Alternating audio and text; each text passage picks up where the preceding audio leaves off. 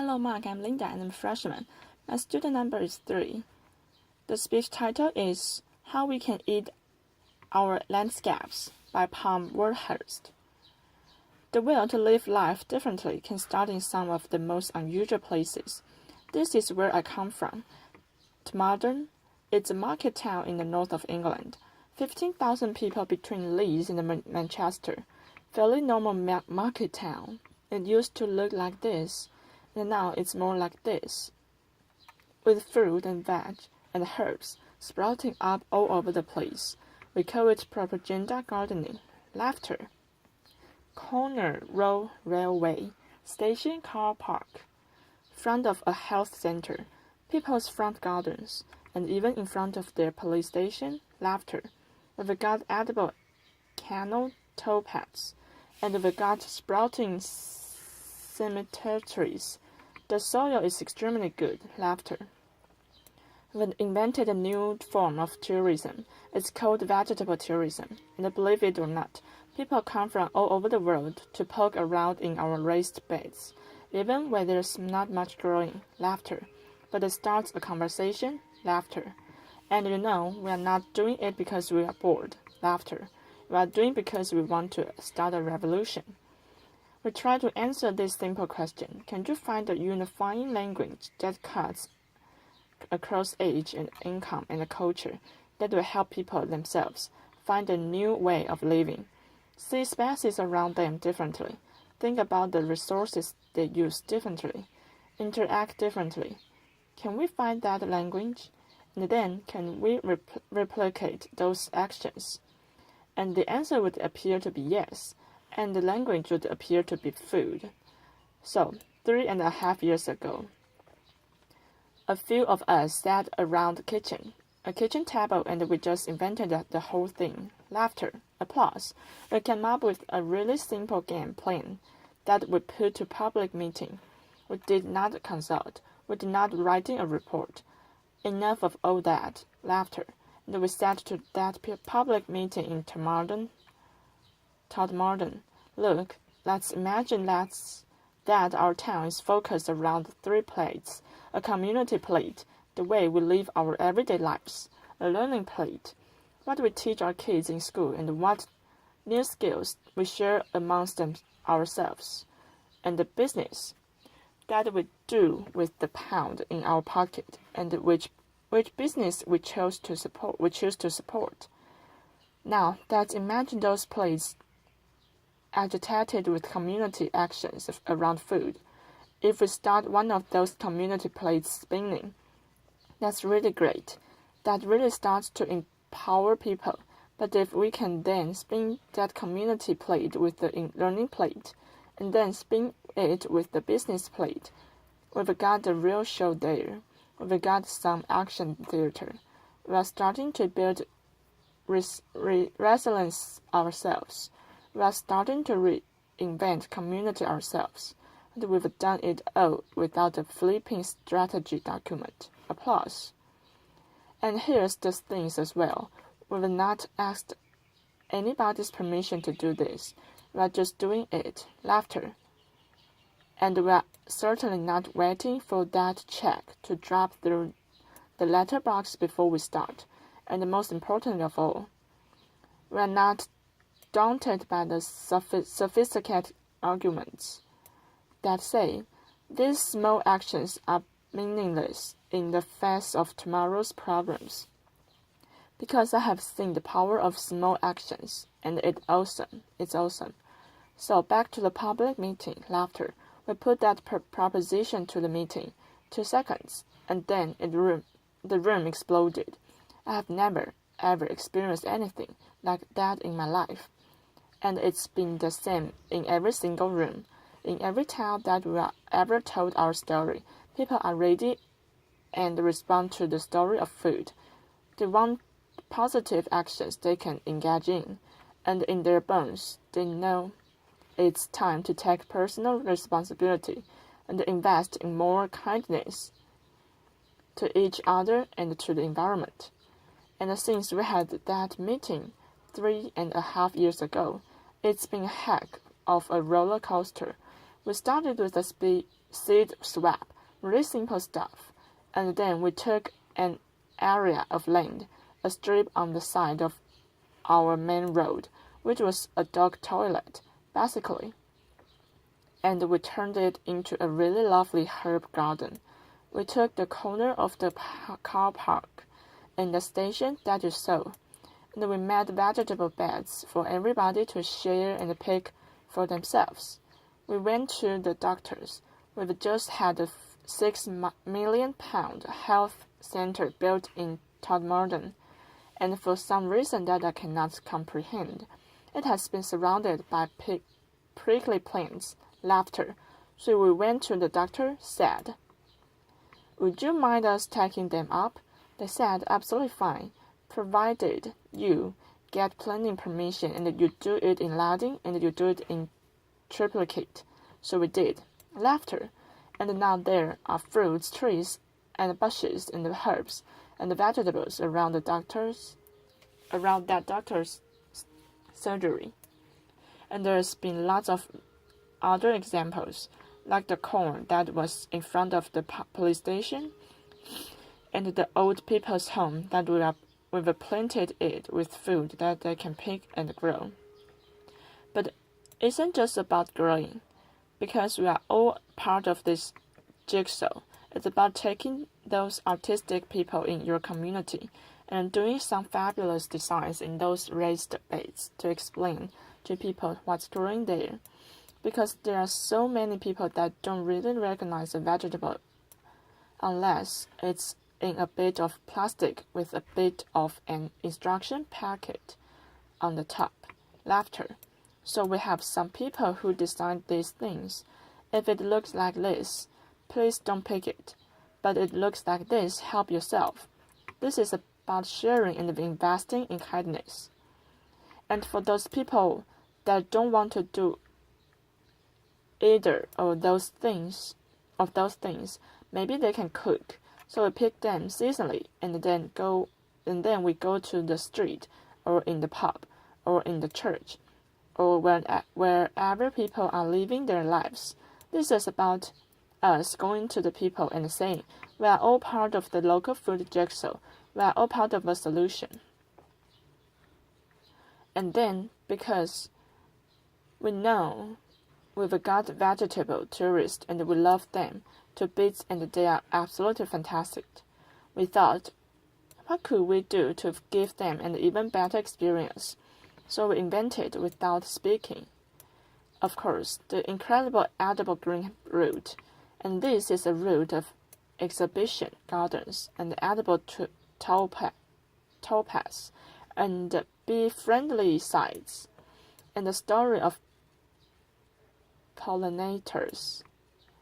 And it's a route that we designed that take people through the whole of our town, past our cafes and our small shops, through our market, not just to and fro from the supermarket. And we are hoping that in changing people's food flow around our town, we are also changing the behavior. And then there's the second plate, the learning plate, where in partnership with the high school, we've created a company. We are designing and building an aquaponics unit in some land that was spare at the back of the high school, like you do. And now we are going to be growing fish and vegetables in an orchard with bees, and the kids are helping us build that. And the kids are on the board. And because the community was really keen on working with the high school is now teaching agriculture. And because it's teaching agriculture, we started to think, how could we then get those kids that never had a qualification before in their lives, but are really excited about growing? How can we give them some more experience? So we got some land that was donated by a local garden center. It was really quite muddy, but in a truly incredible way, totally voluntary laid. But turned that into a market garden training center, and that it's polytunnels and raised beds, and all the things you need to get the soil under your fingers, and think maybe there's a job in this for me in the future. And because we were doing that, some local academics said, we could help design a commercial horticulture course for you. There's not one that we know of. So they are doing that, and we are going to launch it later this year. And it's all an experiment, and it's all voluntary. And then there's the third plate, because if you walk through an edible landscape, and if you are learning new skills, and if you start to get interested in what's growing seasonally, you might just want to spend more of your own money in support of local producers, not just a veg, but meat and cheese and beer, and whatever else it might be. But then, we are just community group, We're just all volunteers. What could we actually do? So we did some really simple things. We fundraised. We got some blackboards. We put incredible edible on the top. We gave it every market trader that was selling locally, and then they scribbled on what they were selling it in any 1 week. Really popular. People congregated around it. Sales were up. And then we had a chat with the farmers, and we said, we are really serious about this, but they didn't actually believe us. So we thought, okay, what should we do? I know, if we can create a campaign around one product and show them there's local loyalty to that product, maybe they will change their mind and see we're serious. So we launched a campaign, because it just amuses me, called Every Egg Matters, Laughter. And what we did was we put people on our egg map. It's stylized map of Togmarden. Anybody that's selling their excess eggs at the garden gate, perfectly legally, to their neighbors, we've stuck on there. We started with you, and we now got 64 on, and the result of that was the people were then going into shops asking for local Togmarden egg. And the result of that was some farmers upped the amount of flocks they got of free-range birds. And then they went to the meat birds, and although these are really, really small steps, that increasing local economic confidence is starting to play out in a number of ways. We now have farmers doing cheese, and they've upped their flocks and rare breed pigs. They are doing pasties and pies and the things that they would have never done before. We've got increasing market stalls selling local food. And in a survey that local students did for us, 49% of all food traders in that town said that their bottom line had increased because of what we were actually doing. And we are just volunteers, and it's only an experiment. Laughter. Now, none of this is rocket science. It certainly is not clever, and it's not original, but it's joined up, and it's inclusive. This is not a movement for those people that going to sort themselves out anyway. This is a movement for everyone. We have a motto. If you eat, you are in. Laughter, applause, across age, across income, across culture. It's been really quite a roller coaster experience. But going back to that first question that we asked, is it replicable? Yeah, it most certainly is replicable. More than 30 towns in England now are spinning the incredible edible plate, whichever way they want to do it, of their own volition. They are trying to make their own lives differently, and worldwide. We've got communities across America and Japan. It's incredible, isn't it? America and Japan and New Zealand. People after the earthquake in New Zealand visited us in order to incorporate some of this public spiritedness around local growing into the heart of Christchurch. And none of this takes more money, and none of this demands a bureaucracy, but it does demand that you think things differently, and you are prepared to bend budgets and work programs in order to create that supportive framework that communities can bounce off. And there's some great ideas already in our patch. Our local authority had decided to make everywhere incredibly edible, and in support of that have decided to do two things. First, they are going to create an asset register of spare land that they've got, put it in a food bank so that communities can use that everywhere they live, and they are going to underpin that with a license. And then they've said to every single one of the workforce, if you can, help those communities grow and help them to maintain their spaces. Suddenly, we've seen actions on the ground from local government. We are seeing this mainstreamed. We are responding creatively at last to what real demands of us. And there's lots of more you could do. Just to list a few. 1. Please stop putting prickly plants around the public buildings.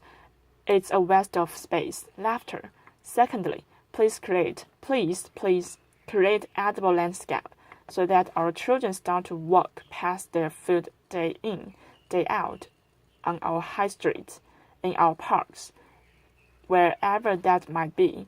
Inspire local planners to put the food sites at the heart of the town and the city plan, not relegate them to the edges of the settlements that nobody can see. Encourage all our schools to take this seriously. This isn't a second-class exercise. If we want to inspire the farmers of tomorrow, then please let us say to every school, create a sense of purpose around the importance to the environment, local food and soils. Put that at the heart of your school culture, and you will create a different generation. There are so many things you can do. But ultimately, this is about something really simple. Through an organic process, through an increasing recognition of the power of small actions, we are starting, at last, to believe in ourselves again, and to believe in our capacity, each and every one of us, to build a different and a kinder future. And in my book, that's incredible. Thank you. Applause. Applause. Thank you very much. Applause.